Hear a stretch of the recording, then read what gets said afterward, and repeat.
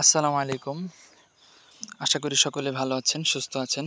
আমি আলহামদুলিল্লাহ ভালো আছি এবং সুস্থ আছি।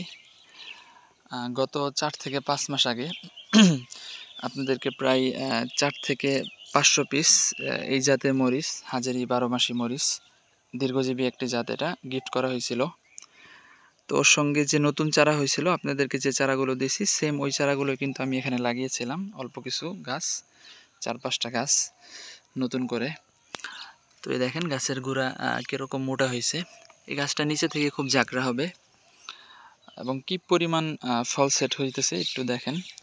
আসলে আহামরি বিষ, কীটনাশক বা পরিচর্যা করা হয় না। এই যে পাতা কিন্তু হালকা হালকা কুকড়িয়ে যাচ্ছে, এর জন্য আমাদেরকে ভার্টিমেক যে আছে মাকড়নাশক, এটা দিতে হবে এবং যাতে সবগুলো ফুল ফলে পরিণত হয়, কোনো পচন রোগ বা এই টাইপের যে কুয়াশা বা বৃষ্টিতে পচন রোগ না হয়, সেজন্য কিন্তু আমাদেরকে একটা ফাঙ্গিসাইড ইউজ করতে হবে।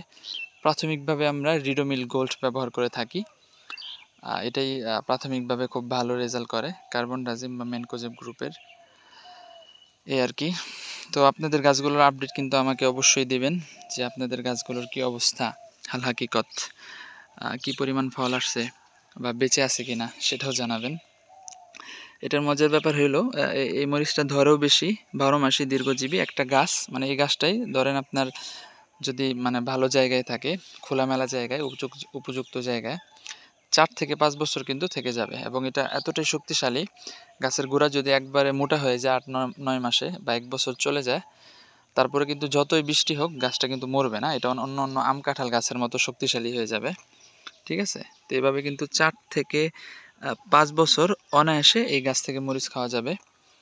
আর আপনাদের এক সিজনে, অর্থাৎ ১ বছর যখন মরিচ খাওয়া হবে, শীতের আগে, শীতের মাঝামাঝি বা শীতের শেষে দিয়ে আপনারা কিন্তু গাছটাকে প্রুনিং করে দিবেন, অর্থাৎ ডাল ছাঁটাই করে দিবেন।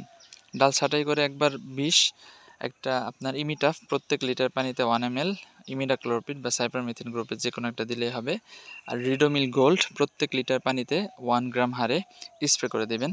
এতে হবে কি, দ্বিতীয় বছর আবার এর চেয়ে বেশি, আর অর্থাৎ প্রথম বছর যেরকম ফলন দেখছেন বা যেরকম ফল পেয়েছেন গাছ থেকে, দ্বিতীয় বছর কিন্তু এর চেয়ে অনেক বেশি ফল চলে আসবে। এই হলো এই গাছটার বৈশিষ্ট্য, দীর্ঘজীবী একটা জাত। আপাতত আমাদের কাছে এই জাতের কোনো চারা স্টকে নেই, আমরা সবগুলো চারাই আপনাদেরকে গিফট করে দিছি। আবারও ইনশাল্লাহ আমরা এই মরিচগুলো যখন আমাদের ম্যাচিওর হবে, পেকে যাবে, আবার ইনশাল্লাহ আমরা এখান থেকে চারা করব এবং আপনারা যে অন্য গাছ নেন কুরিয়ারে, এই গাছের সঙ্গে যাদের প্রয়োজন একটু স্মরণ করিয়ে দিবেন, একটা বা দুইটা চারা গিফট করব। আসলে মরিচের দাম বছরের একটা সময় খুব বেড়ে যায়, অস্বাভাবিকভাবে বেড়ে যায়, ৮০০, ১,০০০, ১,২০০ টাকা কেজি পর্যন্ত হয়ে যায়। তো আপনার ছাদের এক কোনায় ভাঙ্গা একটা বালতিতে অল্প কিছু মাটি নিয়ে যদি একটা মরিচ গাছ লাগিয়ে রাখেন, তো এখান থেকে কিছু মরিচ আপনি পেতে পারেন।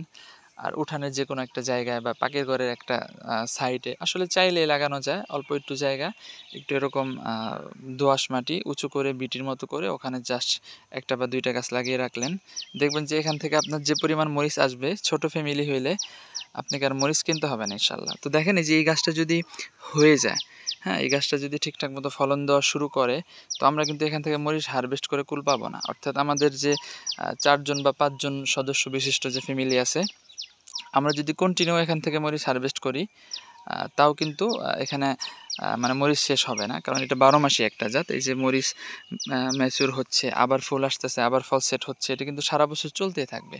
এটার কোনো অফ সিজন বলতে কোনো সিজন নেই, অর্থাৎ একবার বা দুইবার ফল এসে আর ফল আসবে না, দেশি মরিচের মতো বিষয়টা এমন না। এটা কিন্তু কন্টিনিউ চলতেই থাকবে, নন স্টপ চলতে থাকবে।